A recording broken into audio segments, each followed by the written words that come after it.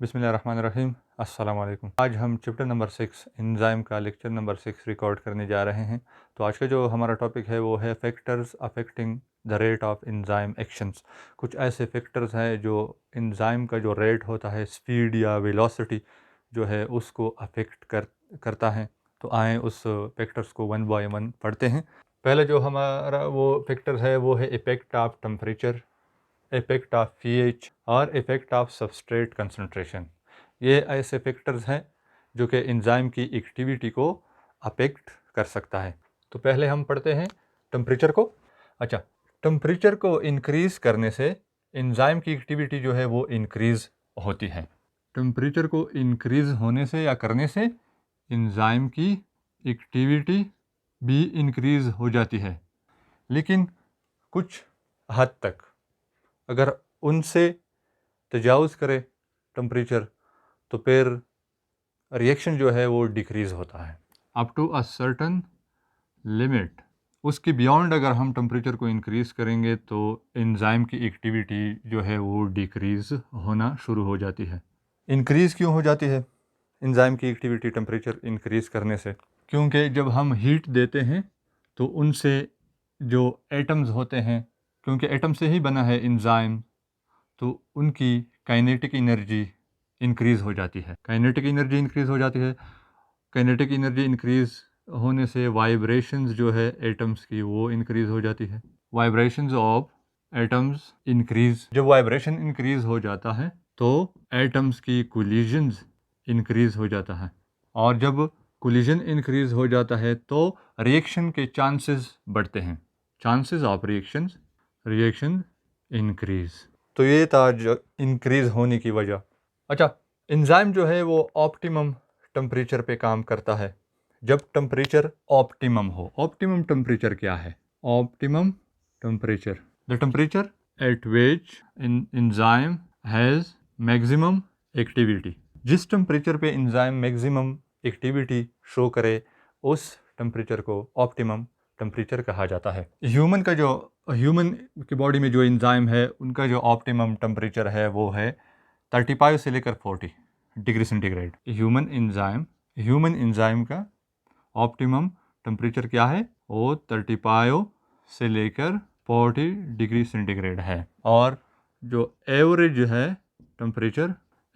Temperature जो है वो है 37 डिग्री सेंटीग्रेड। टेम्परेचर अबव 40, जब टेम्परेचर को हम बढ़ाएंगे ऑप्टिमम से, यानी ऑप्टिमम के बियॉन्ड अगर हम इसको इंक्रीज़ करेंगे तो क्या होगा एंजाइम के साथ? टेम्परेचर अबव 40 डिग्री सेंटीग्रेड से अगर हम टेम्परेचर को इंक्रीज़ करेंगे तो क्या होगा? एंजाइम जो है वो डिनेचर हो जाता है। क्यों हो जाता है? क्योंकि जब हम टेम्परेचर को इंक्रीज़ करेंगे तो वायलेंट शदीद कोलिजन स्टार्ट हो जाता है एटम्स का। वाइब्रेशन बिकम वायलेंट का मतलब शदीद। जब वाइब्रेशन वायलेंट हो जाता है तो हाइड्रोजन बॉन्ड्स जो है वो डिसरप्ट हो जाते हैं। हाइड्रोजन बॉन्ड्स डिसरप्ट हो जाते हैं, ख़राब हो जाते हैं, डिस्ट्रॉय हो जाते हैं। उनसे क्या होगा? जो एंजाइम का ग्लोबुलर स्ट्रक्चर है वो लॉस हो जाता है। एंजाइम का जो ग्लोबुलर स्ट्रक्चर है वो लॉस्ट हो जाता है। जब ग्लोबुलर स्ट्रक्चर लॉस्ट हो जाता है तो एंजाइम जो है डिनेचर हो जाता है। परमानेंटली एंजाइम जो है वो डिनेचर हो जाता है। एक और टेम्परेचर है 0 degree centigrade. At 0 degree centigrade enzyme के साथ क्या होता है? एट 0 डिग्री सेंटीग्रेड एंजाइम्स जो है वो इनएक्टिव हो जाता है। Enzyme become inactive. 0 degree centigrade पे एंजाइम जो है वो इनएक्टिव हो जाता है। जब हम उसे वापस टेम्परेचर प्रोवाइड करेंगे तो वो दोबारा एक्टिव होगा। उससे यानी 0 डिग्री सेंटीग्रेड से या टेम्परेचर को कम करने से एंजाइम जो है वो डिनेचर नहीं होगा, जस्ट वो इनएक्टिव हो जाता है। जब हम उसे प्रॉपर टेम्परेचर प्रोवाइड करेंगे तो वो दोबारा एक्टिव हो जाएगा। तो ये था हमारा इफेक्ट ऑफ टेम्परेचर। अगर यहाँ पे ग्राफ आप देखें तो यहाँ पे रेट ऑफ रिएक्शन को दिखाया गया है और ये वाला साइड जो है इस पे टेम्परेचर को दिखाया गया है। जब हम टेम्परेचर को इनिशियली हम इसको इंक्रीज़ करेंगे तो रेट ऑफ रिएक्शन भी बढ़ेगा, लेकिन किसी हद तक। और ये 40 जो है हमने अभी कहा है कि जो ह्यूमन एंजाइम है मोस्टली वो 35 से लेकर 40 डिग्री सेंटीग्रेड जो है वो उसका ऑप्टिमम टेम्परेचर है। इस पे human enzyme best work perform करता है। अगर इसी टेम्परेचर से जो 40 है इनसे हम इसको इंक्रीज़ करेंगे टेम्परेचर को, तो एंजाइम का ग्लोबुलर स्ट्रक्चर जो है वो परमानेंटली लॉस हो जाएगा, डिनेचर हो जाता है एंजाइम, और वो अपना फंक्शन फिर परफॉर्म नहीं करेगा। तो अब आते हैं सेकंड फैक्टर की तरफ, वो है इफेक्ट ऑफ पीएच। पीएच का क्या इफेक्ट हो सकता है एंजाइम की एक्टिविटी के ऊपर? अच्छा, activity of enzyme varies with change and pH में चेंज आने से भी एंजाइम की एक्टिविटीज़ जो है वो अफेक्ट हो सकती है। क्यों? क्योंकि जो एंजाइम की एक्टिविटी है वो पीएच में चेंज होने से जो अमाइनो एसिड है उसके चार्जेस जो है वो अफेक्ट हो सकते हैं। यानी जो एक्टिव साइट है एंजाइम का वो 3 to 12 अमाइनो एसिड से बना है, और वही एक्टिव साइट जो है केमिकल रिएक्शन में हिस्सा लेता है। जब पीएच में चेंज आ जाता है तो उसकी चार्जेस जो है वो अफेक्ट हो जाते हैं। जब चार्जेस अफेक्ट हो जाते हैं तो एंजाइम केमिकल रिएक्शन में हिस्सा नहीं लेगा, उसकी एक्टिविटी भी अफेक्ट हो जाती है। यानी जिसका ग्लोबुलर स्ट्रक्चर जो है वो क्या होता है, डिस्टर्ब हो जाता है। एंजाइम का ग्लोबुलर स्ट्रक्चर ऑफ एंजाइम जो है वो अफेक्ट हो सकता है या अफेक्ट हो जाता है। जिस तरह एक ऑप्टिमम टेम्परेचर था एंजाइम का, सेम उसी तरह ऑप्टिमम पीएच भी होता है हर एंजाइम का अपना ऑप्टिमम पीएच। ये कौन सा पीएच होता है?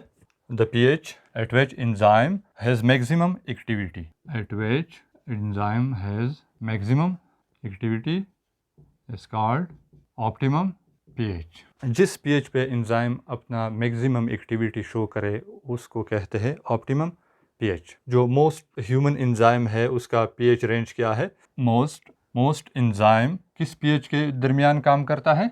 6 to 8। इसी रेंज में मेजॉरिटी ऑफ द एंजाइम जो है ह्यूमन बॉडी के अंदर वो 6 to 8 जो पीएच रेंज है इसी में बेस्ट अपना फंक्शन परफॉर्म करते हैं। पेप्सिन का जो पीएच है वो क्या है? कुछ एग्जाम्पल दिए हैं, उसमें एक है पेप्सिन का पीएच रेंज है 2, यानी ये एसिडिक मीडियम के अंदर अपना बेस्ट वर्क परफॉर्म करता है।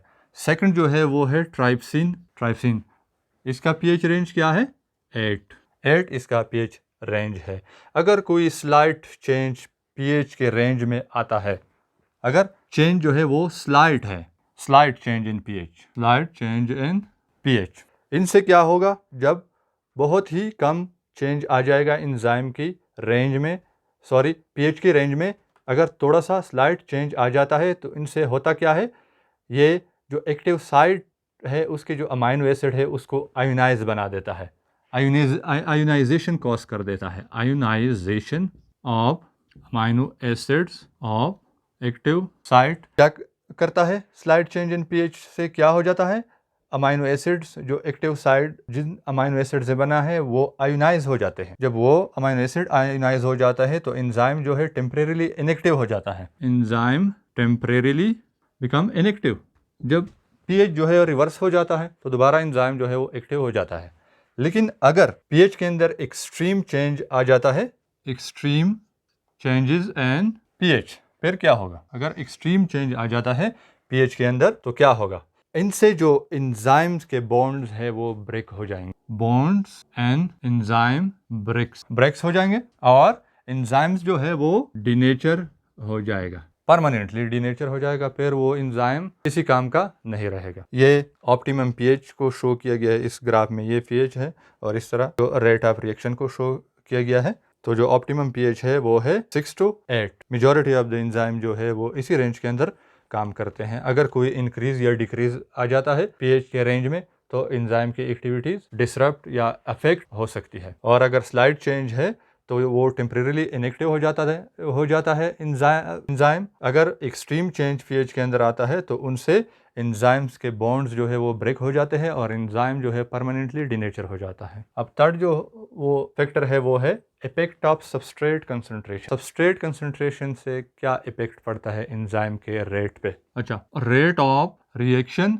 जो है वो इंक्रीज हो जाता है एन सबस्ट्रेट कंसंट्रेशन, यानी जब हम सबस्ट्रेट की कंसंट्रेशन बढ़ाएंगे तो उनसे रेट ऑफ रिएक्शन बढ़ेगा, लेकिन ये भी अप टू अ लिमिट, एक लिमिट तक, एक हद तक, अप टू लिमिट। उस लिमिट के बियॉन्ड अगर हम सबस्ट्रेट की कंसंट्रेशन को बढ़ाएंगे तो कोई चेंज नहीं आएगा एंजाइम के रिएक्शन के रेट के ऊपर। उसके beyond no change, rate of reaction में कोई चेंज नहीं आएगा। अगर हम if the enzyme concentration kept constant, अगर हम एंजाइम की कंसंट्रेशन को कांस्टेंट रखेंगे किसी मीडियम के अंदर और हम सबस्ट्रेट की अमाउंट को बढ़ाएंगे and the amount of substrate increase, अगर हम किसी मीडियम के अंदर एंजाइम की कंसंट्रेशन को कांस्टेंट रखेंगे और सबस्ट्रेट की अमाउंट को बढ़ाएंगे तो फिर एक पॉइंट आ जाता है जिसे कहते हैं सैचुरेशन पॉइंट। क्या सैचुरेशन पॉइंट अचीव हो जाता है, आ जाता है ये पॉइंट। इस पॉइंट क्या मतलब है इसका? When all the active site is occupied by the substrate. When all the active site is occupied by the substrate. जब एंजाइम के तमाम एक्टिव साइड जो है वो ऑक्युपाई करते हैं सबस्ट्रेट, इस पॉइंट को सैचुरेशन पॉइंट कहते हैं। इनके बियॉन्ड अगर हम सबस्ट्रेट की कंसंट्रेशन को बढ़ाएंगे तो एंजाइम का रिएक्शन जो है, रेट ऑफ रिएक्शन जो है वो इंक्रीज नहीं होगा, क्योंकि कोई फ्री एंजाइम नहीं रहेगा। जितने भी एंजाइम मीडियम के अंदर होंगे उन सब का एक्टिव साइड जो है वो ऑक्युपाइड रहेगा सबस्ट्रेट से, तो इसी वजह से फर्दर जो है वो इंक्रीज नहीं आएगा रेट ऑफ रिएक्शन में। और क्या होगा? Speed of reaction will be constant until the substrate is available. Speed of reaction will be constant until the substrate is available. जब तक सबस्ट्रेट अवेलेबल होगा मीडियम के अंदर तो स्पीड जो है वो कांस्टेंट रहेगा। फॉर एग्जांपल इसको किस तरह हम समझेंगे इस ग्राफ को? लेट सपोज हमने किसी मीडियम के अंदर 50 एंजाइम के हुए हैं या डाले हुए हैं हमने, और हमने इनिशियली 10 सबस्ट्रेट जो है 10 सबस्ट्रेट मॉलिक्यूल ऐड कर दिए, तो उसका रेट ऑफ रिएक्शन कुछ और होगा। जब हमने 20 कर दिए तो रेट ऑफ रिएक्शन जो है वो इंक्रीज हुआ। जब हमने 30 सबस्ट्रेट मॉलिक्यूल्स डाल दिए तो उनका रेट और बढ़ गया। 40 डाले और बढ़ गया, 50 डाले और बढ़ गया, हमने 100 डाले, फर्दर इंक्रीज नहीं हुआ रेट। क्यों नहीं हुआ? क्योंकि 50 एंजाइम थे और 100 हमने सबस्ट्रेट मॉलिक्यूल डाल दिए, तो जो एंजाइम का 50 जो एंजाइम थे उनका एक्टिव साइड जो है वो ऑक्युपाइड हुआ है, कोई प्री एंजाइम नहीं है, इसलिए इसी वजह से मज़ीद जो रिएक्शन है उसमें इंक्रीज नहीं आता, रेट ऑफ रिएक्शन जो है वो इंक्रीज नहीं, उसमें इंक्रीज नहीं आता। तो स्पीड ऑफ रिएक्शन जो है वो कांस्टेंट रहेगा जब तक सबस्ट्रेट जो है अवेलेबल। तो इनिशियली जब हम सबस्ट्रेट को ऐड करते थे, इंक्रीज करते थे, तो रेट ऑफ रिएक्शन जो है वो बढ़ता था। यहाँ पे हमारा ग्राफ सीधा जा रहा है, लेकिन यहाँ पे इस पॉइंट के ऊपर जो है, इसके बियॉन्ड जब हमने सबस्ट्रेट को इंक्रीज किया तो कोई चेंज नहीं आया रेट ऑफ रिएक्शन के अंदर। क्यों नहीं आया? क्योंकि all active site are occupied, सारे जो एंजाइम के एक्टिव साइट है वो सबस्ट्रेट ने ऑक्युपाई कर लिए थे। No further increase in rate possible. तो इसके बियॉन्ड जो है वो कोई केमिकल रिएक्शन के रेट में इंक्रीज नहीं आया। तो ये था हमारा आज का topic. Thanks for watching the video. शुक्रिया।